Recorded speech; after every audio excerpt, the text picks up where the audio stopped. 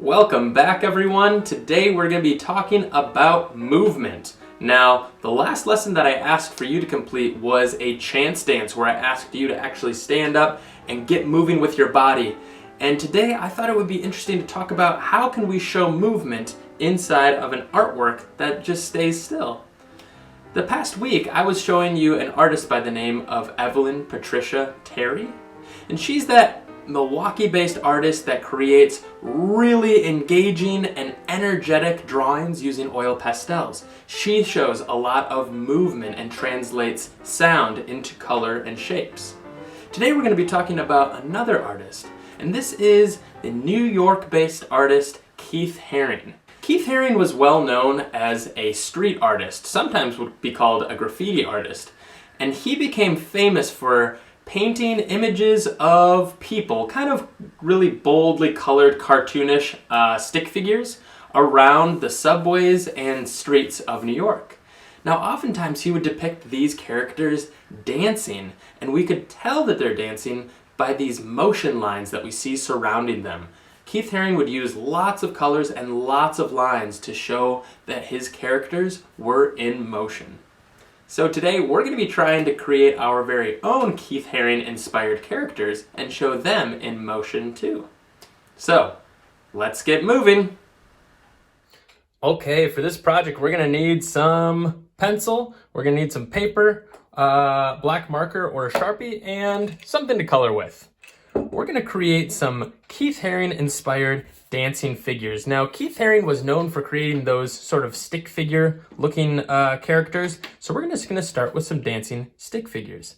Now, his figures were more, they had an outline and they're a little bit thicker than just a stick figure, but for today, we're going to start by drawing stick figures and then turn them into Keith Haring's dancers. So, I'm going to see if I can do about 4 or 5 Keith Haring figures on my paper, and I want each one to be maybe around the size of my hand or a little bit smaller. So I'm going to start each figure out with a head, and maybe I'll start with a character here, one here,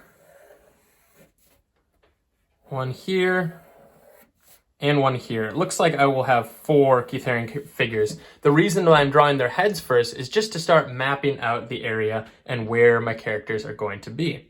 It also gives me the opportunity to overlap them if need be. Now from here, I'm just going to build a stick figure. I'm going to do a line for the middle part. I'm going to do arm lines, and I'm going to do leg lines. And I want to keep this really, really light because we're actually going to be erasing this line because we're going to be building over it in a little bit. From here, you can give your characters any kind of dance moves you want. Now, I'm thinking back to our Chance Off Dance Off and the different moves that I did for that one.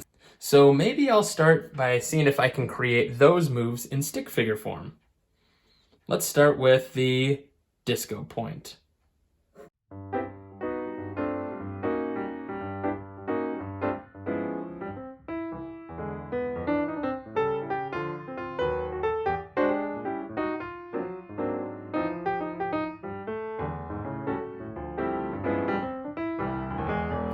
All right, so here I've got all of my different stick figures drawn out. Now, you could think of these each as skeletons, and I'm going to start adding the flesh to their bones. So here's what I'm going to do. To create a Keith Haring figure, I'm going to start tracing around all of those bones that I've just made, sort of like this. And then I'm actually going to go in and erase the bone lines that I drew. Now, for the middle area, we want to make it a little bit thicker, kind of like this.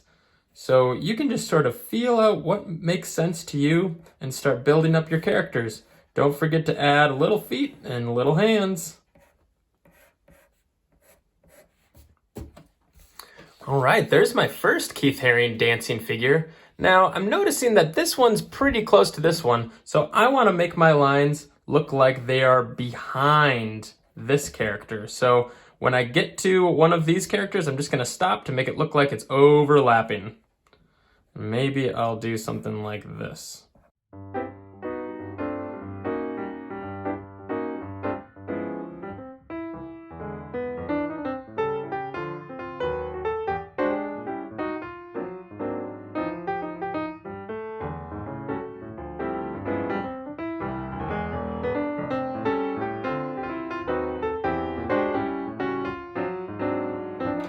All right, I've got my 4 dancing figures. I've got my disco points, my chicken dance, my flosser, and whatever that one is.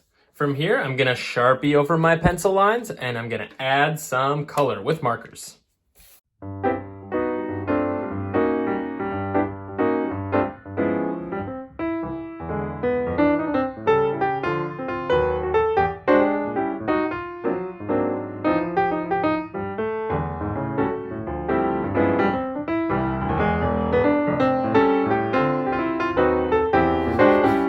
So I have my Keith Haring characters all filled in now.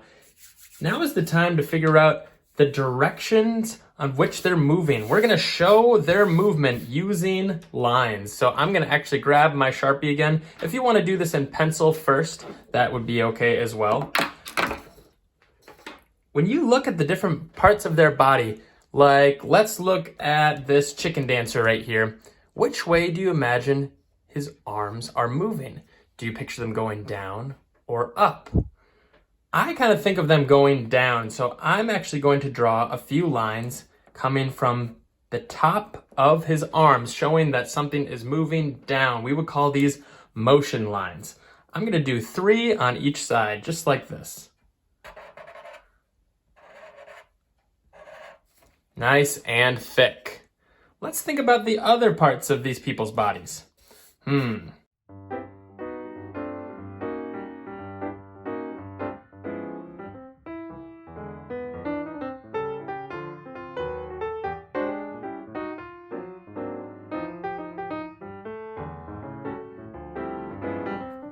We can also add lines above the character's head to show excitement or surprise. All right, these characters really look like they're moving now that I've added these motion lines. Now, the rest of the background looks kind of bare. What I'm gonna do, just to fill out the pages, I'm gonna grab the same 4 colors I was working with for my characters, and I'm just gonna do a series of patterns, designs, shapes, just to really make it look like this picture is lively, and there's maybe there's music happening in the background. How can you visually show with colors what kind of music these characters are dancing to? Maybe I'll start with some red triangles.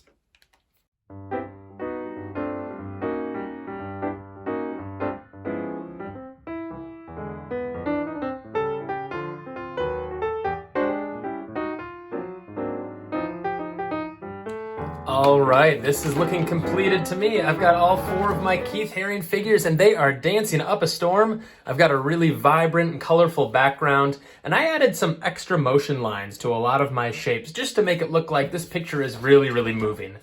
Now, it's sitting still. There's not actually any movement happening. The paper isn't vibrating, but because we added these different motion lines to the shapes and characters, we get the sense that there is movement happening. I can't wait to see what you come up with, Van Heis. Make sure to post a picture onto Seesaw and we will share them all together at Zoom. Have a great week!